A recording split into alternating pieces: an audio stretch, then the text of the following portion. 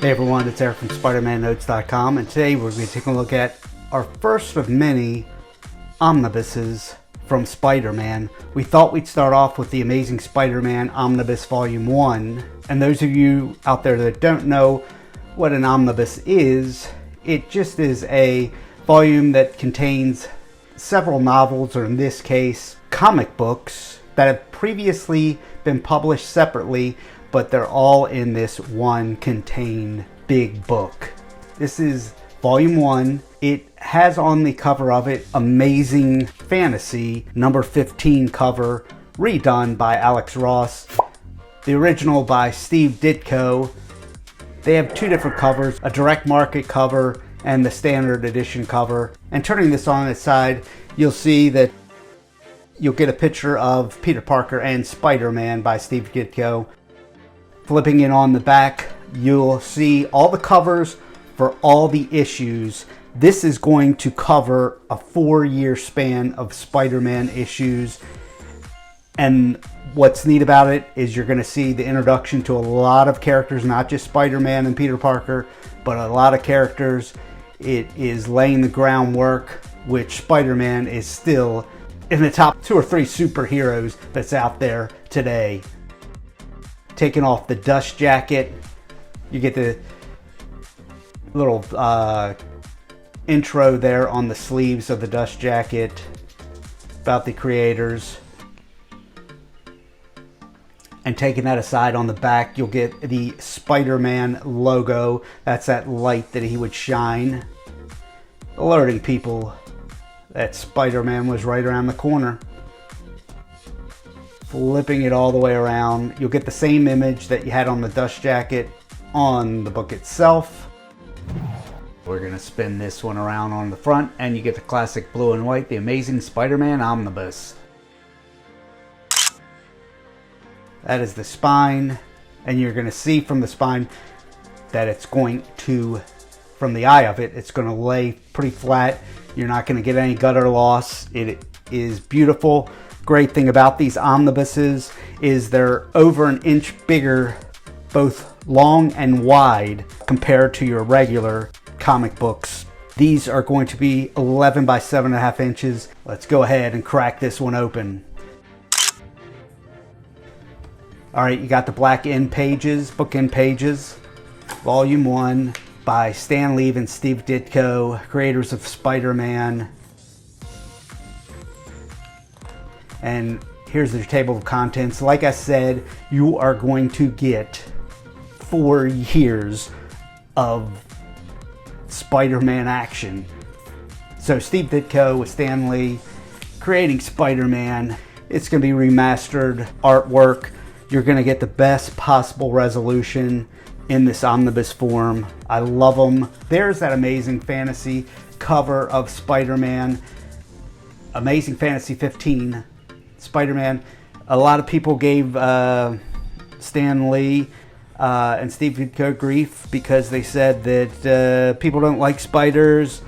You can't have a teenager be more than a sidekick, and you can't have a superhero that isn't really handsome or big.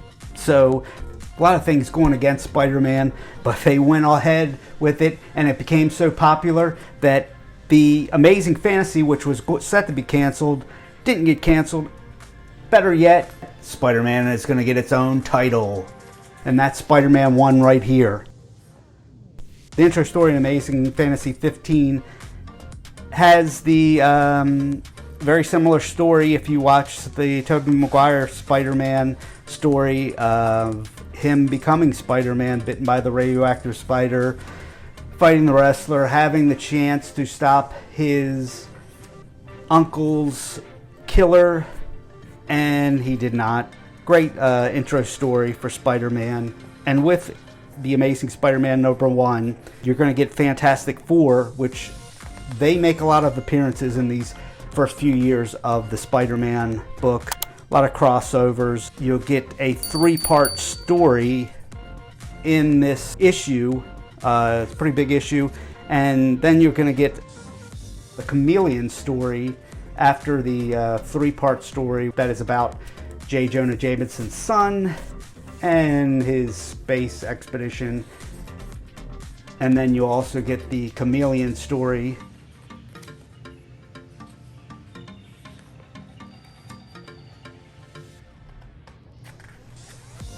And it's a nice big issue starring the Fantastic Four. So you kind of get two stories, a three-part story and then a story with the Fantastic Four and the Chameleon. Then the Amazing Spider-Man 2, you get the Vulture, the first major villain part of the Sinister Six that later becomes the Sinister Six. Love this because you are getting the background of all these major villains that are still active today in the world of Spider-Man. So Spider-Man 2, the Vulture, part of the Sinister Six, first major villain that is going to be, and an additional story. Then you're going to get Spider-Man 3 with Doc Ock. It is the first one that is going to be one complete story. Before they had, with the previous two Spider-Man issues, 1 and 2, you had a couple different stories going on in the same issue. This is just focused on Spider-Man and Doc Ock. And once again, you get the Fantastic Four. No better way than to get some fans and then take an existing franchise and cross them over and get some people interested in a character they might not have already been interested in. Then you get Sandman. So you're just getting all these major villains. You not only, like I said, you not only get the Spider-Man origin story, but you're getting villain origin stories, and you get a little better knowledge of what's going on with them. These are great stories. There's tons of dialogue in these early stories. Then you're going to get Strange Tales, a 72-page issue. And who else does it star with Spider-Man but the Fantastic Four? And you'll notice that Johnny Storm and Peter Parker start to have this rivalry going on. It's a fun rivalry between two superheroes. They're around the same age, and just a neat little crossover with always going on with Fantastic Four, especially with Johnny Storm and Peter Parker. So in The Amazing Spider-Man 5, you're going to get Doctor Doom, a legendary Fantastic Four villain, appearing in the pages with Spider-Man. So not only you're getting the Fantastic Four, but you're going to get some villains going on from the Fantastic Four crossing over into this storyline. These are just really fun stories, laying the groundwork for Spider-Man. You also get Spiderweb. You get these pages with the letters that are coming in. You know, there wasn't social network back then, so it was snail mail to the comic book company, and people either complaining or telling them what they like. That's how things happened back then. There's no shooting tweets or whatnot. It was snail mail, and fans were very passionate. If you read some of these letters, a lot of them are funny. They're just great to read.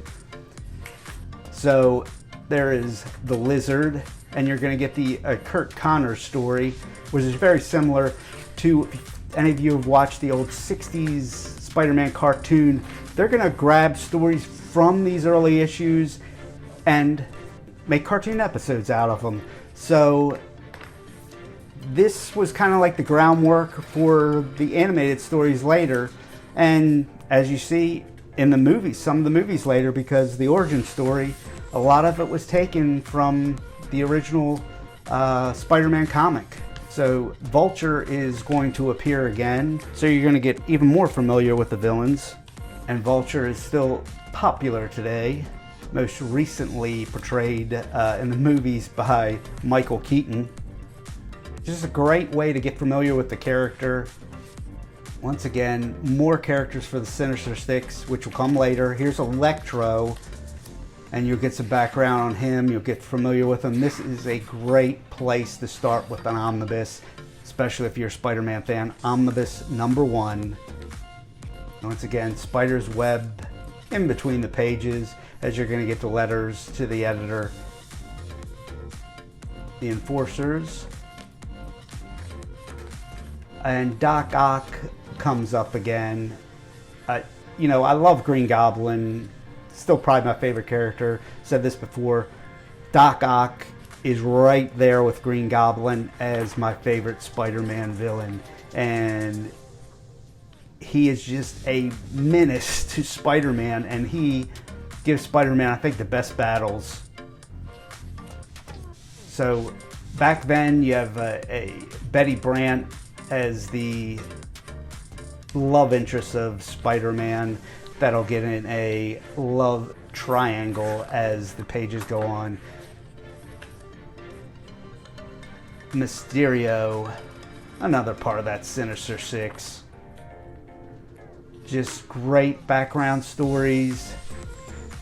Can't emphasize enough how important it is to read some of these background stories to get to know the characters. And Green Goblin finally appears in issue number 14 with the Incredible Hulk. So, my personal favorite villain, Green Goblin, legendary character, finally appears. And you'll get to know more about the Green Goblin as the issues go by, but this is a great issue because it has the Incredible Hulk in the issue, another one of my favorite superheroes. And there is Kraven the Hunter as the Sinister Six is building through the pages of The Amazing Spider-Man. Kraven has a movie himself coming up, a solo movie. So finally, after Kraven has been introduced, you get the Sinister Six in this Amazing Spider-Man 72-page annual. It is the Amazing Spider-Man #1 annual, 72 pages. The Sinister Six against Spidey. Does it get any better than this? I don't think so. You'll get characters like Thor and Doctor Strange. It is a mega issue. These annual issues, they always try to make so special. I love the artwork, and the colors on this just pop off the pages. There you get a good splash page. I love this underwater splash page. That is great. Steve Ditko really showing you what he's got. You also get these little pages within the issue telling you a little bit more about the villains of Spider-Man, so you get a breakdown of who they are if you're unfamiliar with the characters as it appeared in that issue. You also get a background on gadgets of Spider-Man and what they do. Just a great issue. I love that they're all included. Here's another crossover with Daredevil with Spider-Man. So you'll get Daredevil, who recently with the Netflix series, and now Disney Plus is having a continuation of the Daredevil story. So very popular character. Green Goblin back in action once again. As you get these repeat villains, you'll get to know more and more about what makes them tick. Sandman, once again, you just get issue after issue in the early days with these great villains, and you'll get to know what makes them tick and what's going on.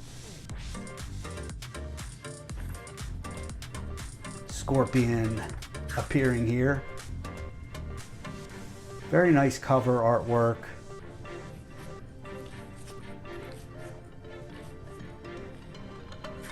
Just nice pin-up pages. There's Johnny Storm again. I kind of like the rivalry. I be honest with you, I like the rivalry with Peter Parker and Johnny Storm. It's pretty neat. It's kind of high school rivalry.